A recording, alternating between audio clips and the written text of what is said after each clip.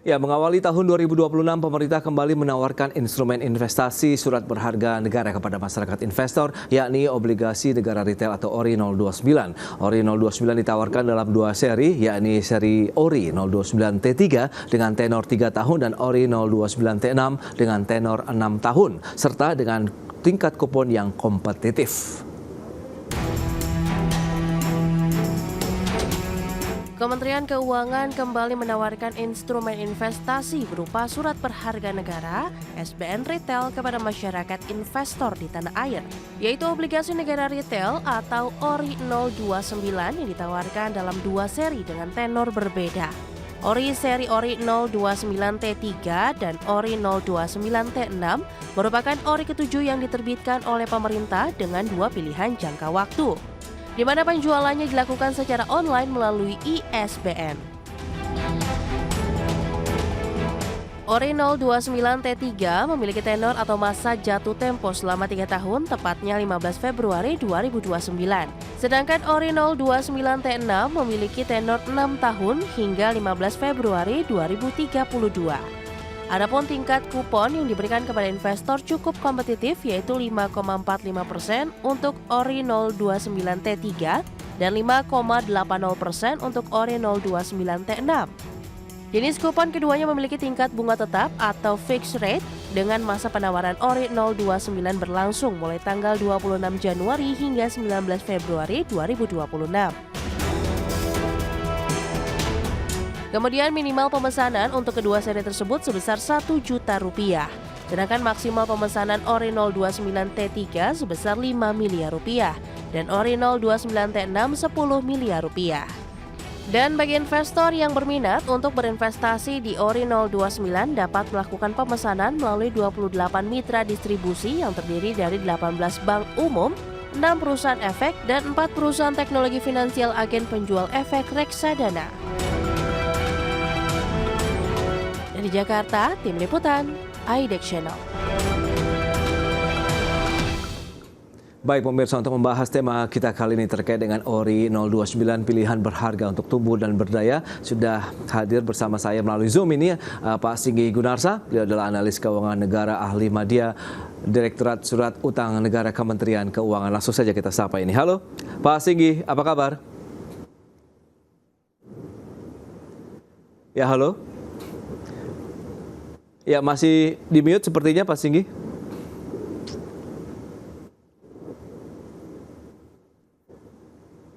Ya, halo, selamat pagi.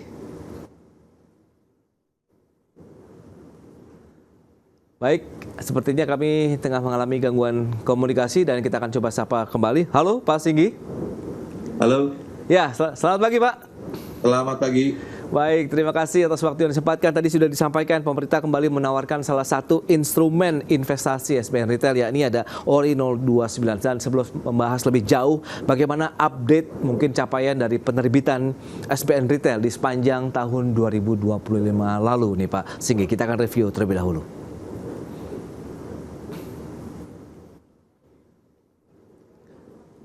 Ya, silakan Pak Singgi. Review Anda terkait dengan penerbitan SBN Retail kita di sepanjang tahun 2025 lalu, Pak. Oh iya, jadi sepanjang tahun 2025, pemerintah sudah menerbitkan sekitar 153 triliun ya secara total ya untuk SBN Retailnya.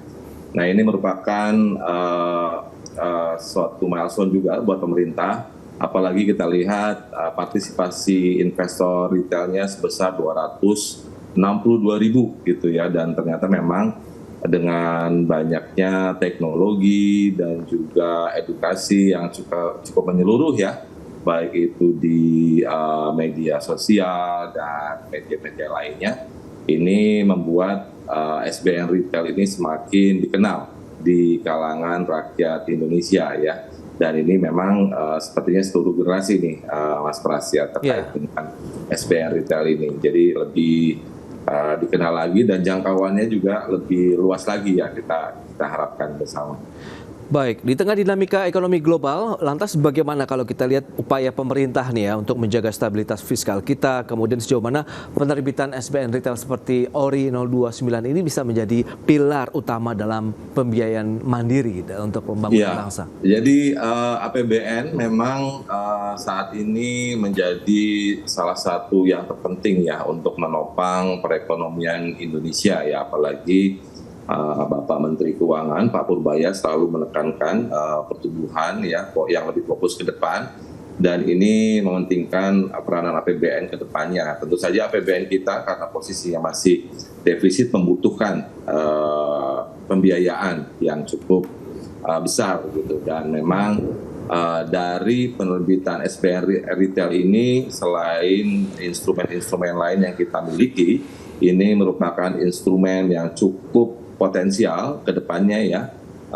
apalagi saat ini semua masyarakat ya, mulai mengenal instrumen investasi gitu ya, baik itu yang risky asset maupun yang safety asset. Nah ini yang pemerintah coba tawarkan. Jadi saat ini semua kalangan memiliki kesempatan ya berinvestasi di semua instrumen ya, Mas Pras ya, baik itu instrumen saham, bahkan kripto dan juga obligasi juga gitu, itu dimanfaatkan.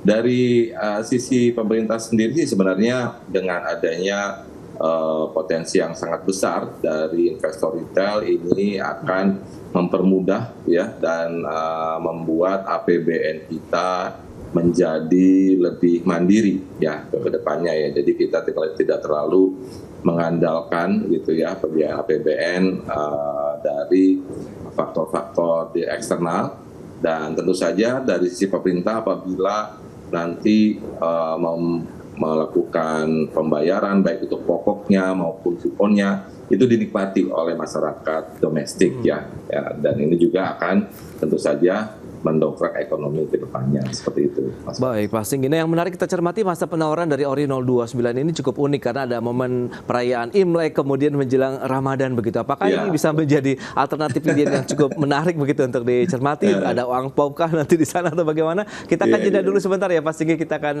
lanjutkan nanti di segmen berikutnya, dan pemirsa kami akan segera kembali usai pariwara berikut ini. Ya, terima kasih Anda masih bergabung bersama kami dalam Market Review. Dan pemirsa, berikut ini kami sampaikan breaking news terkait dengan Bursa Efek Indonesia bersama dengan SRO dan Asosiasi Emiten Indonesia. Pagi ini akan menyampaikan perkembangan terkini perekonomian serta pasar modal Indonesia, khususnya terkait dengan reformasi pasar modal Indonesia. Selamat menyaksikan. Dan teman-teman sekalian, kalau mengingat apa yang disampaikan di Senin yang lalu, arah kebijakan dan rencana aksi kita ini kembali saya tegaskan inline dengan praktek dan ekspektasi dari Global Index Providers, yang tentu dalam hal ini menempatkan tingkat free float sebagai salah satu indikator penting dalam mereka menilai kualitas pasar dan memperhitungkan perhitungan indeks yang akan mereka lakukan. Perlu juga dicatat bahwa implementasi kebijakan ini akan terus kita pantau, kita monitor dengan ketat agar ini semua dilakukan dengan azas kehati-hatian yang tinggi. Dan kami bersepakat nanti teman-teman akan mendapatkan informasi konsep atau draft peraturan bursanya. Nanti dapat dilihat di sana bahwa ini akan kita lakukan secara bertahap dan juga secara terukur, dan terus akan membuka ruang dialog yang erat dengan industri yang terdampak serta semua pemangku kepentingan, agar pada saat berjalannya kita dapat terus mengidentifikasi setiap risiko dan secepat mungkin mengantisipasi dampak-dampak yang tidak kita inginkan. Dalam hal ini OJK bersama Bursa Efek Indonesia akan terus menilai dan memperhatikan kesiapan dari masing-masing emiten yang harus meningkatkan porsi free float yang dimaksud, dan terus memantau kesiapan dan kondisi pasar, serta tentu yang utama kapasitas penyerapan investor kita pada saat kebutuhan penggalangan dana tambahan ini dilakukan pada saat kita melakukan peningkatan free float dimaksud. Ini semua tentu dalam menghadirkan agar transisi nanti berjalan secara tetap sehat dan tentu tidak menimbulkan disrupsi atau gangguan yang tidak kita inginkan. Sebagai langkah awal, bursa juga sudah merencanakan dan akan segera menyiapkan hot desk serta tim khusus, betul ya Pak Jeffrey dan Pak Nyoman, yang nanti akan mendampingi Pak Arman dan kawan-kawan di Asosiasi Emiten Indonesia dan setiap individu emiten yang tercatat di bursa kita, untuk betul-betul memandu dan memastikan kesiapan mereka dalam proses mereka menyesuaikan dengan kebijakan yang baru ini.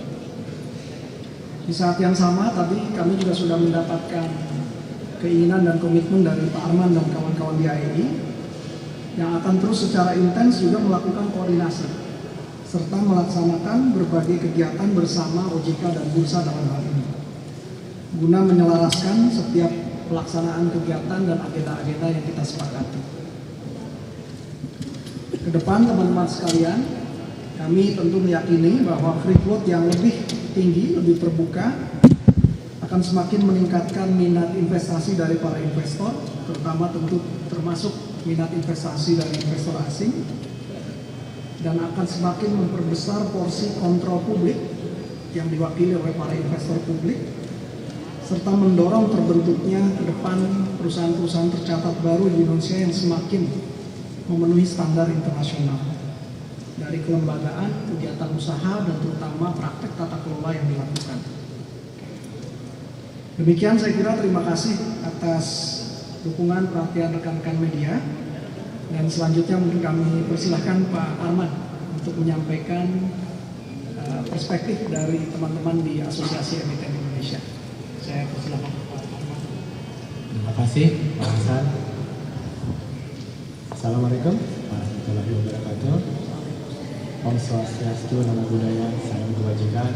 Perkenalkan, saya Arman Wahidi Hartono, Ketua AEI Asosiasi Emiten Indonesia.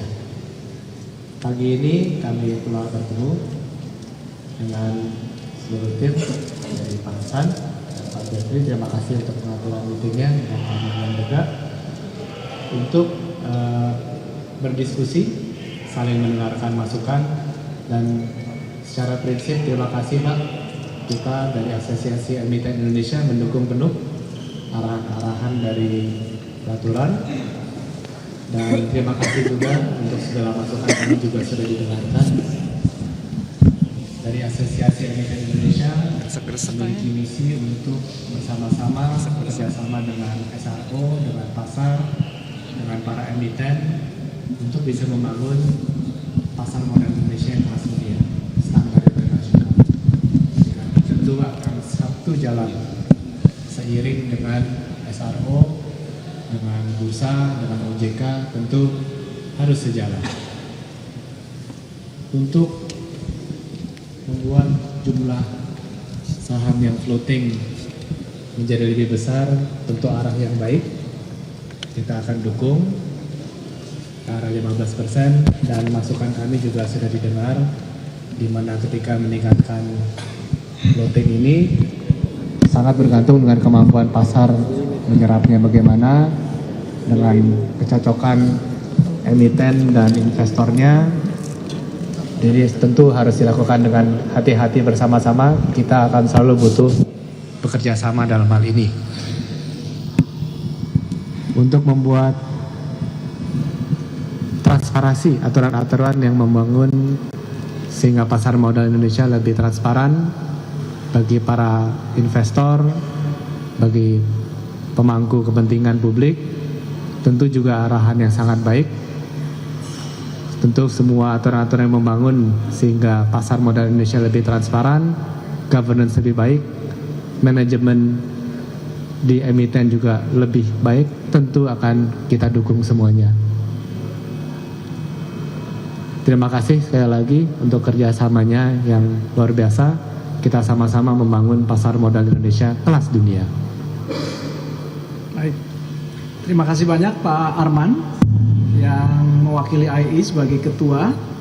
Teman-teman sekalian, kami berkomitmen akan terus melakukan ini secara cepat, kami bergerak cepat.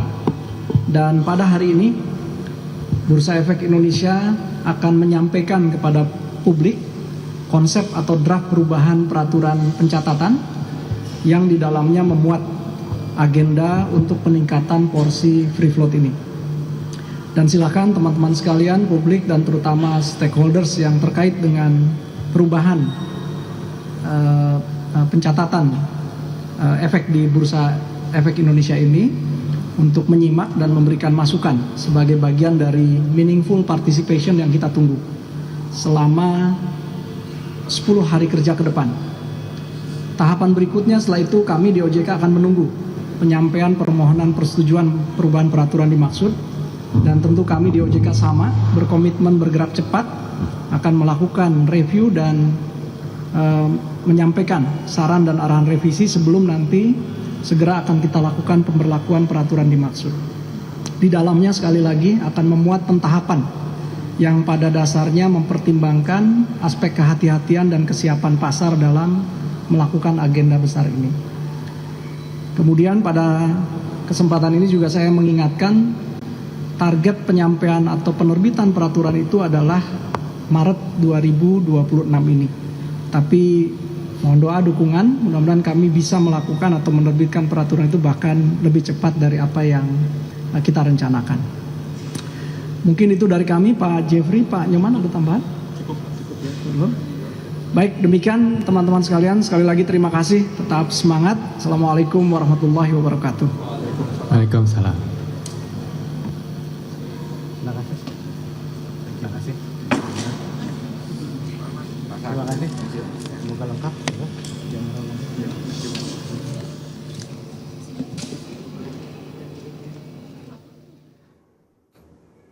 Baik, pemirsa, baru saja kita menyaksikan breaking news yang disampaikan oleh SRO Pasar Modal ya terkait dengan upaya-upaya yang dilakukan untuk terus menjaga kinerja positif pasar modal Indonesia. Dan kita akan lanjutkan kembali perbincangan bersama dengan Bapak Singgih Gunarsa. Beliau adalah analis keuangan negara ahli media Direktorat Surat Utang Negara Kementerian Keuangan. Langsung saja kita sapa kembali. Halo, Pak Singgih.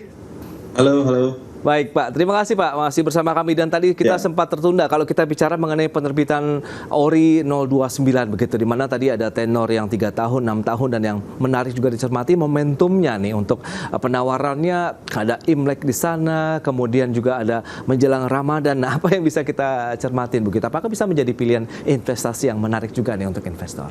Ya, bagi dalam konteks makroekonomi biasanya untuk Indonesia ya. Momen Ramadan dan long weekend atau long holiday itu adalah momen di mana masyarakat itu menopang pertumbuhan ekonomi ya. Ini adalah periode pertumbuhan ekonomi yang lebih tinggi dibanding yang periode sebelumnya sepertinya ya, karena ada konsumsi dan lain-lain. Dan di sisi lain memang masyarakat itu biasanya mendapatkan cash yang berlebih lah ya istilahnya. Nah ini memang itu biasanya segala usia sih, dari yang pegawai juga ada tunjangannya seperti itu ya, dan mahasiswa mendapatkan THR atau angpau dari saudara maupun orang tuanya. Nah ini memang jadi salah satu pilihan ya, apakah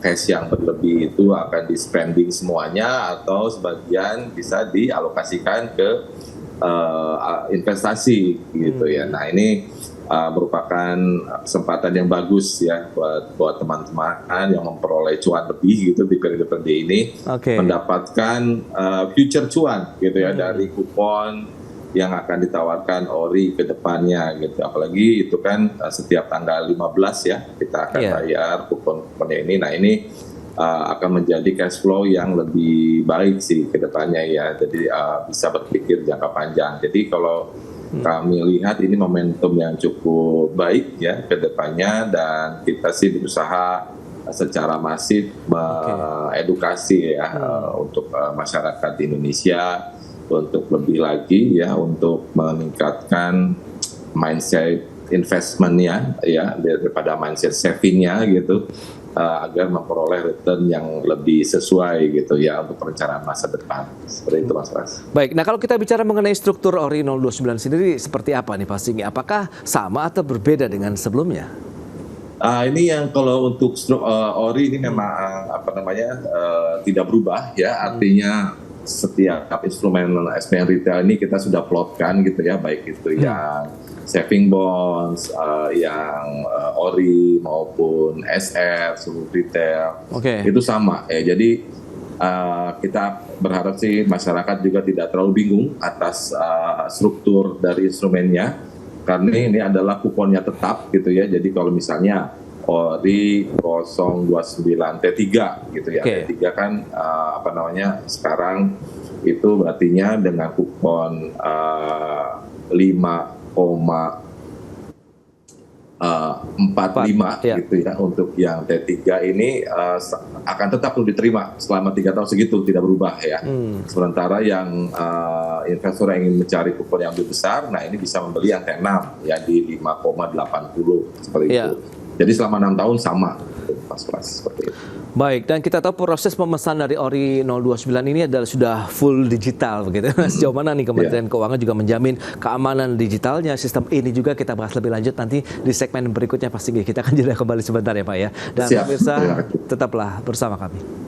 Baik, pemirsa, terima kasih Anda masih bergabung bersama kami dalam Market Review, dan kita lanjutkan kembali perbincangan bersama dengan Bapak Singgi Gunarsa, analis keuangan negara ahli media, Direktorat Surat Utang Negara Kementerian Keuangan. Nah, Pak Singgi, kalau kita bicara mengenai digitalisasi yang memang sekarang bahkan sudah merambah untuk penerbitan surat utang atau ORI 29 yang ditawarkan nih kepada masyarakat investor di Indonesia. Lantas bagaimana dari sisi Kementerian Keuangan menjamin sistemnya, kemudian bagaimana literasi masyarakatnya bahwa sekarang untuk memesan ORI 029 melalui aplikasi, berarti memang full kita menggunakan layanan internet begitu di sana. Silakan Pak. Ya, jadi justru dengan adanya digitalisasi ini merupakan jaminan ya bagi para investor untuk mendapatkan instrumennya secara lebih mudah dan lebih aman. Ya. Dibandingkan yang waktu lalu yang masih paper based gitu, sekarang sih sudah digital semua, jadi semua akun tercantum ya, baik itu akun surat berharganya maupun untuk cash flow-nya nanti di rekening masing-masing. Dan kita juga bekerja sama dengan 28 mitra distribusi ya, Mas Pras, dan ini juga menjamin proses mendapatkannya juga lebih mudah ya. Jadi bisa dipantau cash flow-nya, kira-kira tanggal 15 nanti ada uang masuk dari pemerintah gitu ya. Kupon yang dibeli ini lebih aman ya. Apalagi sekarang dengan adanya aplikasi itu dengan mudah tuh ya investor baru beli 1 juta untuk ORI 029 ini bisa dengan gampang sekali gitu. Tidak harus datang ke cabang dan lain-lain. Jadi memang lebih aman tentunya untuk dan tidak, tentu saja ini diawasi juga dengan semua otoritas ya, baik juga Bank Indonesia sebagai central registry itu juga mengawasi proses penerbitan maupun nanti settlement sekaligus nanti pembayaran kuponnya ke investor. Baik, dari sisi literasi masyarakat sendiri saat ini bagaimana Pak kalau kita bicara mengenai pemanfaatan digitalisasi untuk pemesanan ORI 029 misalnya? Iya. Kalau dari pemerintah sendiri untuk edukasi ke masyarakat sudah kita usahakan ya, baik itu secara fisik itu mengunjungi terutama daerah-daerah baru ya yang di luar Jawa yang sangat potensial nih.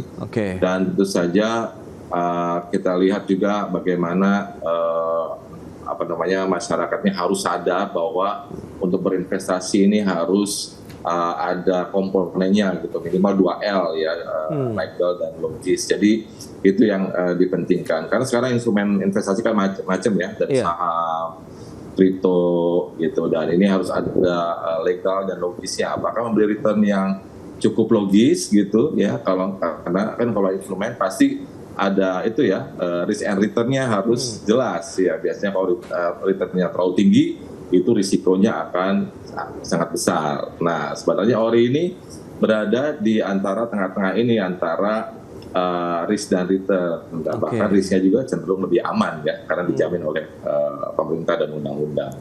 Baik, nah Pak Singgi, kalau kita lihat tren dari investor khususnya SBN retail lah, ini kan memang dominasinya sekarang di generasi muda ya, ada milenial, Gen Z. Menurut Anda bagaimana memandang fenomena ini? Apakah ini menjadi bentuk kesadaran yang semakin membaik begitu terkait dengan literasi investasi ataupun industri keuangan begitu di Indonesia, sehingga ini akan menjadi satu berkah tersendiri lah bagi penerbitan surat utang ataupun produk-produk investasi lainnya begitu. Iya.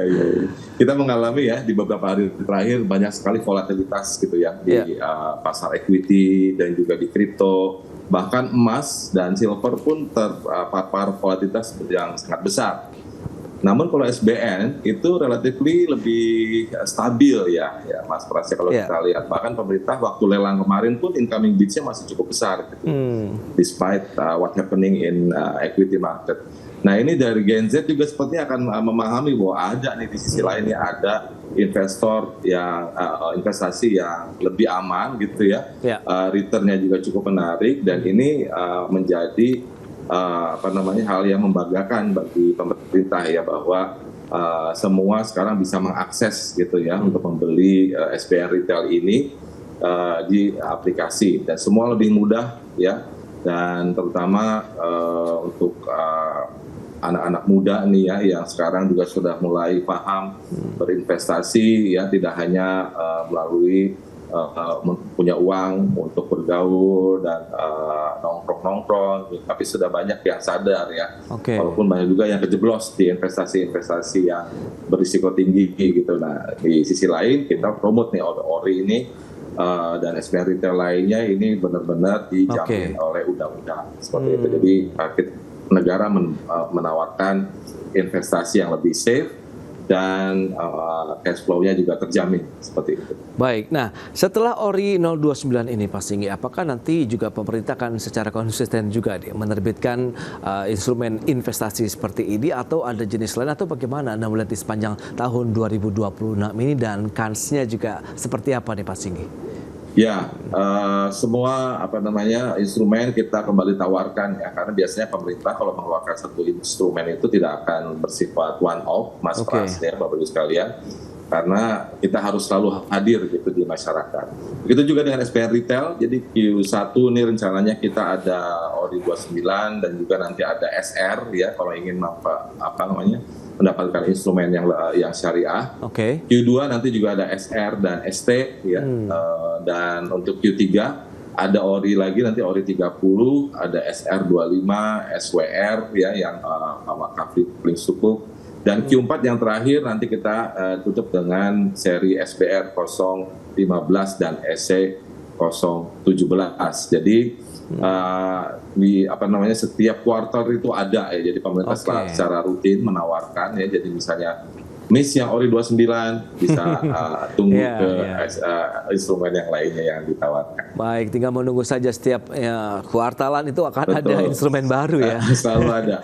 Nah, kalau kita bicara mengenai masa penawaran yang ini kan akan sampai dengan 19 Februari, bagaimana Anda yang bisa sampaikan begitu supaya jangan sampai terlewat nih investasi untuk masuk di ORI 029? Siap. Jadi kalau untuk masa penawaran, jadi kami ingatkan kembali dari tanggal 26 Januari sampai tanggal 19 Januari, dan ORI itu ya dijamin oleh undang-undang ya. Jadi pergerakan harga bisa naik turun, pergerakan yield bisa naik turun, tapi pada saat tanggal 15 pemerintah akan transfer kuponnya ke rekening investor masing-masing.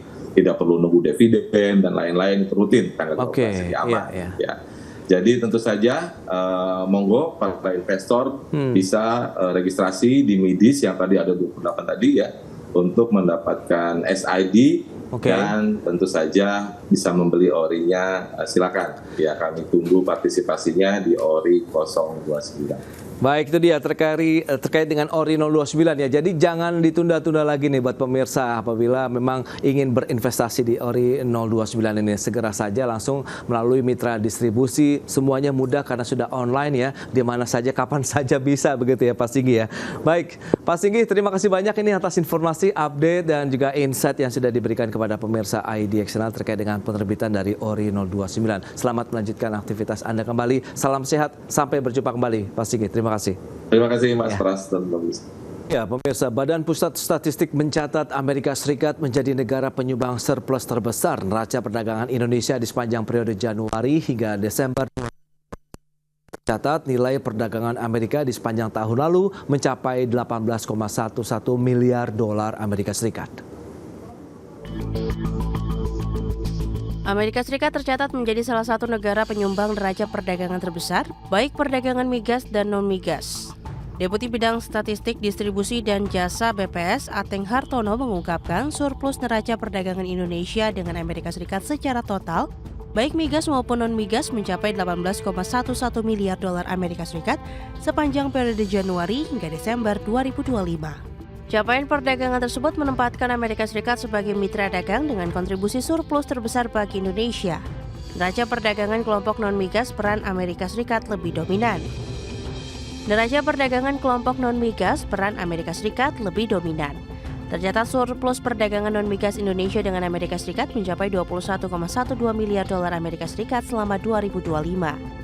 Angka ini jauh melampaui kontribusi surplus perdagangan dari India yang sebesar 13,62 miliar dolar Amerika Serikat.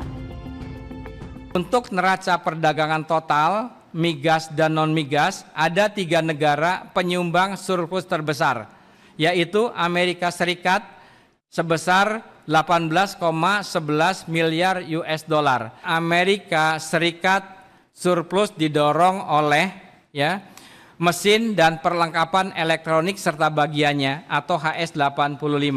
Kemudian juga di Amerika Serikat yang komoditis penyumbang surplus non-migas terbesar yaitu pada pakaian dan aksesoris atau rajutan di HS61 serta juga dari alas kaki. Surplus perdagangan non-migas Indonesia sepanjang 2025 terutama didorong oleh ekspor mesin dan perlengkapan elektronik serta bagiannya. Selain itu, komoditas pakaian dan aksesoris, rajutan, serta alas kaki juga menjadi penyumbang surplus perdagangan yang signifikan ke pasar Amerika Serikat. Dari Jakarta, Tim Liputan, IDEX Channel. Ya, pemirsa, untuk membahas tema kita kali ini, kinerja positif perdagangan Indonesia-Amerika Serikat di tengah negosiasi tarif, kita sudah tersambung melalui Zoom bersama dengan Bapak Ahmad Nur Hidayat, Ekonom UPN Veteran Jakarta, dan juga Ibu Santi Samdasani, Ketua Perdagangan Internasional Kamar Entrepreneur Indonesia. Langsung saja kita sapa. Ya, halo Pak Ahmad, apa kabar? Kabar baik, selamat pagi Mas Pras. Selamat pagi, terima kasih juga atas waktu yang disempatkan. Bu Santi, apa kabar? Baik Pak, selamat pagi. Selamat pagi, terima kasih atas waktu yang disempatkan. Sebelum membahas lebih jauh, kita akan review dari sisi Pak Ahmad begitu melihat surplus perdagangan kita di sepanjang Januari-Desember 2025. Tadi sudah disampaikan 41,05 miliar dolar Amerika Serikat. Apa yang bisa kita cermati terkait dengan konsistensi nih surplus neraca perdagangan Indonesia ini? Jadi kita patut bersyukur Pras karena kita memiliki surplus yang tercatat angkanya cukup baik, 41 miliar US dollar ya. Dan saya kira ini adalah satu capaian yang harus kita syukuri. Meskipun kita tidak boleh berpuas diri ya, karena kita harus lihat detailnya ya, kenaikan atau pencapaian ini apakah disebabkan karena kenaikan harga atau karena volume. Ingat ya Pras, kalau hanya faktor kenaikan harga, saya kira surplus itu tidak akan berkelanjutan ya, karena begitu harganya turun, apa yang terjadi, surplus juga akan turun. Yang kita inginkan adalah surplus perdagangan itu adalah berdasarkan volume ya, juga berdasarkan nilai tambah tentunya. Jadi kalau volumenya kita terus mengekspor ya, ini menjadi indikator bahwa industri nasional kita sehat. Dan yang kedua ya, syukur-syukur kenaikan harganya juga seiring dengan kenaikan volume, itu ya mendapatkan double surplus gitu, Pras. Oke, double surplus. Tapi menurut Anda bagian yang mana nih? Apakah memang karena ada kenaikan harga komoditas di pasar internasional atau memang dari sisi tadi volume dan juga nilai tambah? Karena kan kita juga sedang giat-giatnya melakukan hilirisasi di sana. Ya, sebenarnya kita bisa lihat per item ya. Saya kira mungkin kita bisa lihat gelondongan aja. Kalau kita bicara sawit misalkan, karena komoditas sawit ini mayoritas kita ekspor ya, kita mendapatkan surplus dari sawit salah satunya. Sawit ini juga ada kenaikan harga. Meskipun sebetulnya secara volume relatif ya berada di level yang dikatakanlah cukup stagnan, mungkin cenderung turun. Nah, ini yang menjadi persoalan karena kalau kita ingin banyak ekspor berdasarkan volume, berarti kita harus juga quote on quote ya imbangi produksi sawit di level petani. Kita tahu bahwa produksi sawit di level petani ini kan sudah jenuh ya, apalagi kita punya kebutuhan biodiesel ya yang terus naik ya, B40 bahkan akan B50 di kuartal kedua 2026 nanti. Kalau penggunaan dalam negerinya lebih banyak, tentunya yang diekspor akan lebih sedikit, sehingga ini akan nanti menekan surplus perdagangan kita. Tapi kalau kita bicara evaluasi 2025 ya, saya kira antara ekspor dengan penggunaan domestik masih berimbang, sehingga para eksportir masih menikmati akan kenaikan harga meskipun volume tadi relatif stagnan dan menurun begitu, Pak. Baik, itu dia reviewnya terkait dengan kinerja ekspor kita di sepanjang tahun 2025. Nah, dari sisi Ken sendiri melihat bagaimana dari pelaku usaha ini, Bu Santi, terkait dengan kinerja eksportasi kita. Apakah memang sudah sesuai harapan? Begitu dalam artian tadi dari sisi volumenya juga sudah oke, didukung juga dengan adanya kenaikan harga komoditas di pasar internasional. Baik Pak, kalau saya lihat ini ada beberapa hal ya. Pertama dari segi margin hedging ya. Sukses ini, kenaikan surplus ini memang karena kedua belah pihak berhasil melakukan margin hedging, yaitu pebisnis Indonesia dengan importer dari Amerika sendiri. Itu yang pertama. Yang kedua, memang Cina sudah menjadi compromise market dari segi harga. Sudah tidak, barang-barang Cina sudah tidak murah lagi, bahwa kita dikenakan tarif 19% dan Cina lebih tinggi, itu juga ada dampak positifnya ke kami ya. Jadi pertama margin hedging, kedua yang memang harga Cina juga tinggi, yang ketiga juga Vietnam dan Thailand juga sedang mengalami kesulitan. Contohnya Vietnam mengalami sebuah bottleneck, logistik bottleneck, dan Thailand juga memang tidak bisa memenuhi kapasitas sebesar itu gitu. Jadi demand yang tadinya dari Cina itu dibagikan, diarahkan atau dialihkan ke Indonesia dengan masing-masing pihak mengabsorb harga. Jadi harga kalau saya melihat tidak terlalu banyak yang menaikkan harga, tapi masing-masing pihak yang eksportir dan importir itu setuju untuk mengabsorb harga, dan mereka melakukan margin hedging di sini. Di luar ada GSP yang mungkin nanti saya jelaskan ya, tapi mungkin untuk sementara itu dulu Pak. Baik, nah bagaimana dengan tarif resiprokal yang juga ini kan juga tengah menunggu hasil yang sebenarnya katanya sudah disampaikan juga oleh pemerintah bahwa ini tinggal ditandatangani saja begitu antara kedua negara. Apakah ini menjadi salah satu momentum juga yang tepat kalau kita melihat surplus neraca perdagangan kita antara Indonesia dan Amerika Serikat misalnya, Bu Santi? Kalau saya melihat mungkin masih belum ya, karena global market ini masih sangat volatile. Kayak contohnya hari ini kami melihat juga kurs dolar melemah sedikit. IHSG juga mungkin barusan ada press conference, itu memang marginnya juga dia punya growth-nya itu sideways ya IHSG-nya. Jadi kenaikannya juga sedikit. Jadi it's too early to say anything sekarang ya. Kalau kita mau memberikan sebuah konklusi, mungkin konklusi sekarang yang bisa saya berikan adalah Indonesia berada di titik beruntung di mana pebisnis kami itu cukup agile, menggunakan GSP ya gitu, General System of Preference, bukan FTA ya. Kalau Vietnam lebih banyak menggunakan FTA, tapi pebisnis kami lebih banyak menggunakan GSP, which is for developing countries, dan menurut saya itu sudah approach yang sangat bagus. Apakah kita mau melakukan reciprocal tarif? Saya kalau boleh usulkan kepada pemerintah, tunggu dulu, kita wait and see sampai kita punya infrastruktur keuangan dari segi fiskal dan lain-lain itu benar-benar menguat, supaya kita memiliki yang namanya bargaining power. Kalau sekarang we are not there yet gitu, kita belum berada di situ gitu. Baik, ini menarik, Indonesia tengah mengalami keberuntungan lah fasenya begitu yang disampaikan oleh Bu Santi. Nah, kalau misalnya Pak Ahmad sendiri melihat bagaimana dengan posisi Indonesia saat ini? Tadi memang ada beberapa kondisi yang memang memberikan angin segar. Vietnam, Thailand ya, ada tadi sampaikan ada logistik di sana permasalahannya, kemudian China juga yang tengah bagaimana perseteruan dengan Amerika Serikat, kemudian ini memberikan satu sisi yang menguntungkan bagi Indonesia. Kalau Pak Ahmad sendiri melihat bagaimana dengan kita kan juga lagi proses negosiasi tarif resiprokal meskipun sudah sampai titik ujungnya nih, begitu Pak Ahmad? Ya, sebenarnya kalau kita melihat ya sekedar dari angka di awalnya kita dikenakan 32%, kemudian kita hampir ditandatangani sebentar lagi kata Pras tadi 19%, mungkin kita melihat itu satu hal yang pencapaian atau sukses begitu ya. Tapi sebenarnya kalau kita lihat kondisi geopolitik yang terakhir, apalagi ada suasana Trump ingin mengenakan tarif tambahan ya atas Greenland karena Uni Eropa tidak setuju atas Greenland yang kemarin kita sempat lihat itu. Kita sebenarnya punya satu opportunity untuk katakanlah bisa sedikit bergaining ya kepada Amerika. Tadi Bu Sarah katakan kita belum punya fundamental kuat, ya benar. Tapi kalau kita bicaranya hanya Indonesia sendirian. Tetapi kalau kita bersama-sama dengan negara lain, katakanlah China kan juga kan menggunakan sesuatu yang sangat keras juga ya, resiprokalnya dia pakai juga.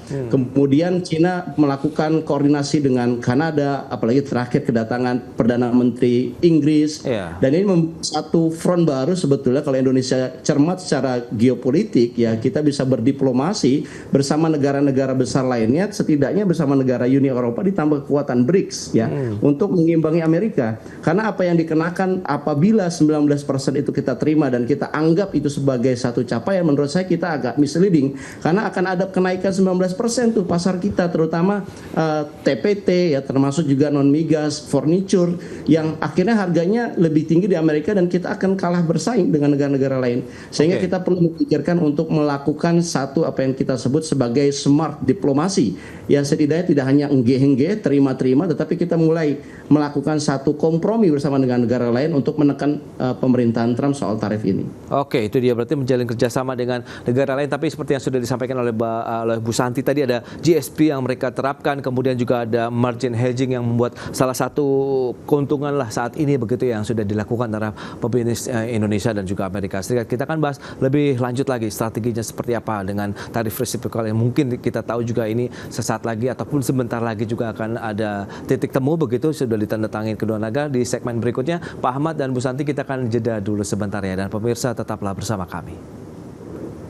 Ya pemirsa, proses negosiasi tarif resiprokal antara Indonesia dengan Amerika Serikat telah selesai. Proses negosiasi tinggal menyempurnakan kedudukan hukum yang diteken kedua negara atau fine tuning di legal drafting.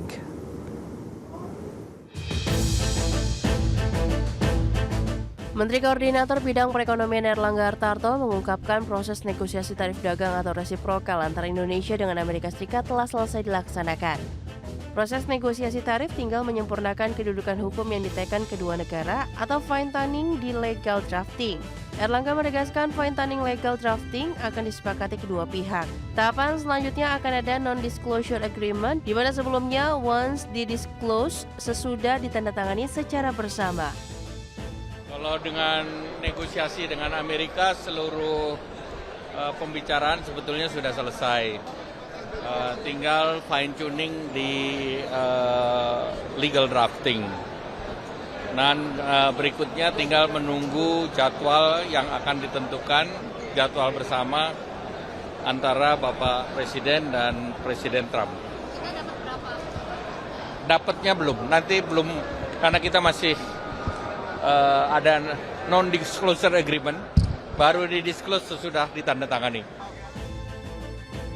Erlangga juga menyampaikan hingga saat ini jadwal agenda kedua negara untuk menaikkan tarif dagang tersebut sedang dalam pembicaraan kedua pihak. Dari Jakarta, Tim Liputan, IDX Channel.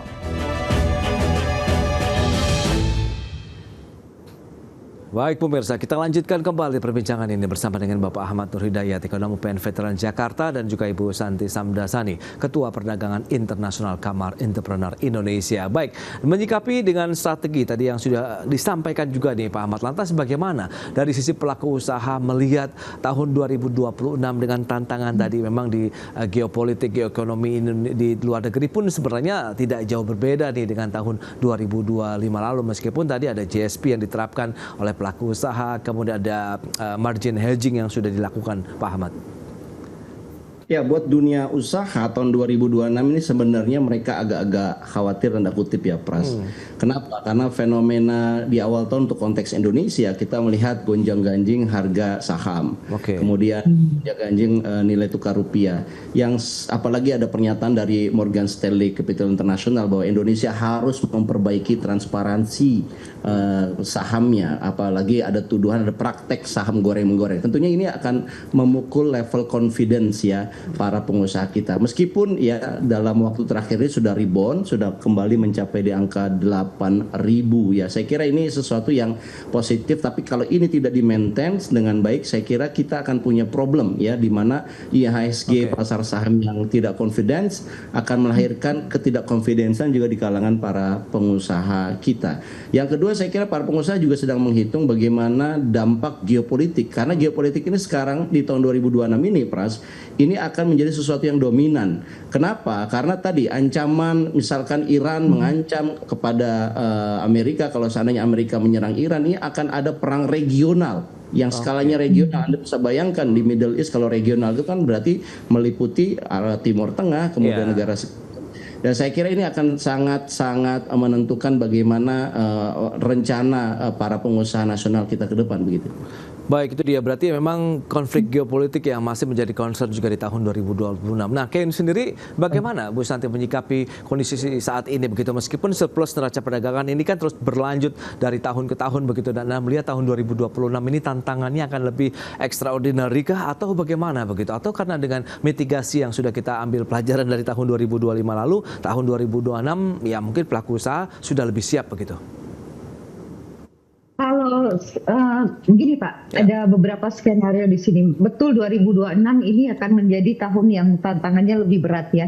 Tapi di luar yang sudah dikatakan tadi Pak Ahmad, saya melihat ada satu tantangan lagi di mana Indonesia ini memiliki yo-yo efek dari segi regulasi. Yo-yo efek ini begini, regulasi itu kan contoh ya, standar ya, standarisasi. Kalau kita mau meningkatkan value added ekspor kami, itu kami harus bisa bersaing, pertama. Kedua, salah satu cara untuk bersaing adalah ada harmonisasi dan standarisasi, which is dalam hal ini di beberapa negara Indonesia masih cukup lemah, jujur saja. Apalagi UMKM kami yang memang belum siap dari segi modern industrinya dan upgrade of teknologinya, masih belum ke situ. Jadi kalau saya melihat tantangan tambahan tahun ini di luar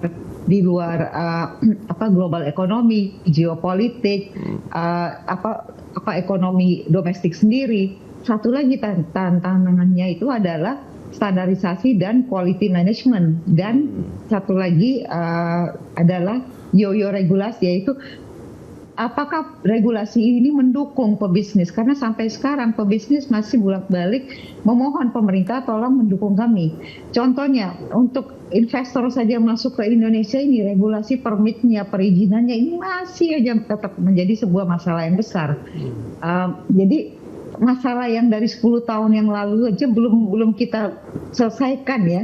Ditambah masih ada tantangan baru yang masuk ke daerah kita. Nah, ini bagaimana nih kalau misalkan kita masih speednya masih seperti begini di 2026, ditambah ada tantangan-tantangan baru, apakah kita bisa overcome, apakah regulasi kami bisa bergerak cepat untuk mengakomodasi perubahan-perubahan global ini, gitu Pak. Baik, terakhir Bu Santi, Anda melihat pasar Amerika sendiri masih cukup seksi atau memang masih menjadi andalan untuk ekspor Indonesia tidak, atau bagaimana? Mengingat reciprocal ini kan memang sudah disepakati, kemudian nanti akan lebih saling menjaga lah begitu antara mungkin importir di sana dan juga eksportir di Indonesia. Kalau saya melihat begini, pasar Amerika it's not the only market ya. Kalau kita bilang menarik ya, semua market itu kita bisa bilang menarik ya. Apalagi Amerika punya potensi untuk berkembang di situ. Karena mereka punya konflik dengan China, which is Vietnam, Thailand, dan pada to a certain extent Taiwan juga bisa terikut di situ gitu. Tapi Indonesia tidak boleh hanya mengandalkan satu pasar, yaitu ini Amerika. Ini harus mengadakan product diversification, market diversification, skill diversification, dan juga standardization. Dan yang kelima adalah modernization. Karena kalau kita masih pakai teknologi industri yang sekarang kita miliki dan kita tidak mengupgrade teknologinya, ya kita punya output juga akan begitu-begitu saja. Demand di depan akan meningkat, demand akan terus meningkat, pasar yang new market akan terus ada. Tapi kalau kita cuma mengejar new market, kita tidak memperbaiki dapur kita, ibaratnya kita mau konsumen banyak datang, tapi dapur kita itu pancingnya cuma 2, padahal konsumer kita itu banyak gitu kan, dan teknologinya tidak seimbang. Ditambah dengan regulasi ya kita akan susah juga begitu Pak. Baik, berarti intinya adalah penguatan ya, bagaimana dunia usaha ataupun industri di dalam negeri begitu untuk bisa kita melakukan ekspansi bisnis lebih jauh lagi, tentu dengan fundamental yang kuat ini akan lebih mudah lagi kita misalnya menyasar negara-negara lain dengan produk-produk yang berkualitas lainnya begitu, yang memang akan menjadi unggulan Indonesia untuk produk ekspor kita ke depannya. Baik, Bu Santi, kemudian Pak Ahmad, terima kasih banyak atas informasi, update dan juga insight yang sudah diberikan kepada pemirsa pada hari ini. Selamat melanjutkan aktivitas Anda kembali, salam sehat, sampai berjumpa kembali. Terima kasih Bu Santi, terima kasih Pak Ahmad. Ya. Terima kasih. Thank you. Baik pemirsa, 1 jam sudah saya menemani Anda dalam Market Review dan perbaharui terus informasi Anda hanya di IDX Channel, your trustworthy and comprehensive investment reference. Karena urusan masa depan harus terdepan, aku investor saham. Saya Prasetyo Wibowo beserta seluruh kerabat kerja yang bertugas pamit undur diri. Terima kasih, sampai jumpa.